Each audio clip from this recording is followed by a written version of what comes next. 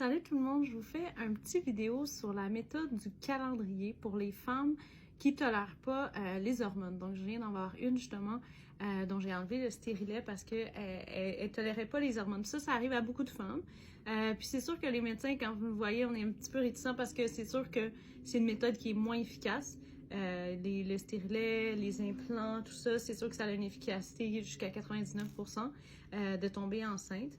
Par contre, la méthode du calendrier, on voit souvent des femmes qui vont tomber enceintes avec cette méthode-là. Fait que c'est pour ça que des fois, vous pouvez rencontrer certains médecins qui sont plus réticents quand vous leur parlez de ça. Mais si vous décidez d'avoir cette méthode-là, un conseil que je peux vous donner, c'est d'utiliser en plus, par exemple, il y en a la méthode du calendrier, ils vont juste noter quand ils ont leur menstruation. Puis ils vont dire qu'à 14 jours après, ils vont avoir leur ovulation. Mais c'est vraiment pas la chose pour tout le monde. Il y en a que, par exemple, leur ovulation va être à 17 jours. Fait que pour ce faire, pour savoir c'est quand vous ovulez, il y a deux méthodes. Il y a la méthode des bandelettes de LH. Fait que le LH, c'est une hormone qu'une fois qu'on a un pic, c'est sécrété au niveau de l'hypophyse dans le cerveau, ça va dire à nos ovaires de sécréter l'ovule.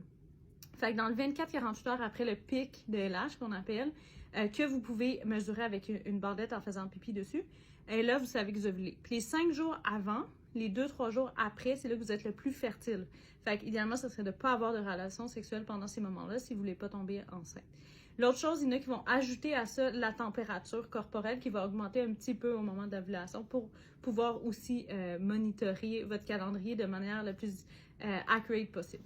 Donc, c'est d'autres méthodes qui existent pour ceux qui ne tolèrent pas les hormones ou qui ne veulent pas, par exemple, le stérilet en cuivre. C'est une méthode sans hormones, mais qui peut aussi être douloureuse parfois. Donc, je vais juste vous en parler parce que tant qu'à avoir cette méthode-là, aussi bien l'optimiser pour réduire les risques parce qu'on ne veut pas que vous tombiez enceinte si jamais ce n'est pas ce que vous voulez pour éviter des avortements.